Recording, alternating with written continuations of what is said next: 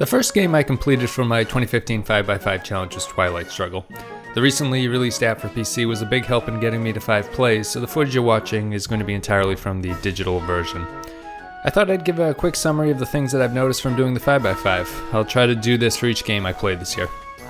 The most useful aspect of the digital app was the fact that I was able to play many games in a relatively short period of time. None of the other games I chose for the 5x5 were able to get that density of play, even though I think I'll always prefer playing board games in their physical forms. It goes to show that the digital versions aren't all that bad, they can have their own utility. My main takeaway from playing multiple games of Twilight Struggle is the fact that when you start to recognize the concerns that some people have with a scripted deck of cards. It's true that a lot of the games tend to follow the same path, and the general progression of each game is pretty standard. The race for Asia, for example, always takes place in the first couple rounds. I don't think it's a catastrophic problem, but you start to understand how some people would consider the repetitiveness to be an issue. The deck scripting also lends itself to a level of historical accuracy, which I appreciate, but it also gets to a point where players they're more likely to be more comfortable with the early cards than they are with the later cards, just because you see them more often.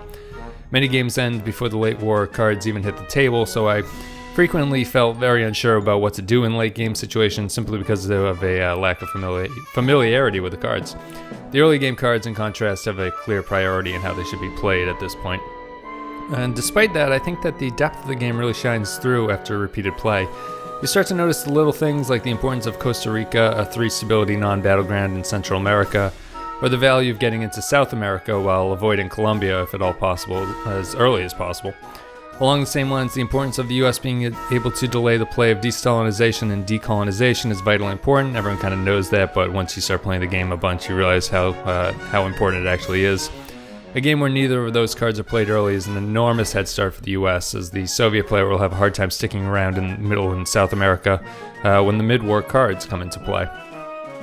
I started to wonder about the common perception that the USSR was a much stronger early game than the US has. I'm not really sure that this is true. I do think that there are things that are more likely to go the Soviet way early, but I don't think that the US is at any kind of complete disadvantage. An early Marshall Plan always can be an enormous swing for European scoring if you get lucky enough to get that, and Defectors always seems to come out in time to kill a great Soviet headline. It's clear now that using 2 ops to break control of a country is almost always a terrible idea. I used to think it was a good thing to do. I used to think it was really not that bad when I didn't play the game as frequently as I have for this 5x5. I used to think that using ops this way was going to be just par for the course, and repeated play has shown it to be a terrible strategy that always puts the overpaying player at a long-term disadvantage. You're basically just wasting influence, and then the other player just flips it back around, and you feel like you've done nothing at all. And I have to say that I think the realignment rolls are underpowered. I'm not sure how you fix this, but they're definitely the red-headed stepchild when you compare them to placing influence and coup rolls, which are the other 2 options that you can do. Realignments hardly ever seem to work. That might just be anecdotal. But the process to get a decent modifier feels like it's a distracting misuse of cards. You never feel like you're accomplishing anything in those rounds except for building towards a realignment roll, which might still fail. The fact that the roller can lose influence makes them even less appealing to use. I don't regret picking Twilight Struggle as one of my 5x5 games this year, because even after multiple plays, I still think it's terrific. It's well deserving of being so high on the BGG ranks, obviously. It's been there for a long time. I like war games, or to be more pedantic, games themed around war, because I think that they provide the proper ratio of theme to gameplay.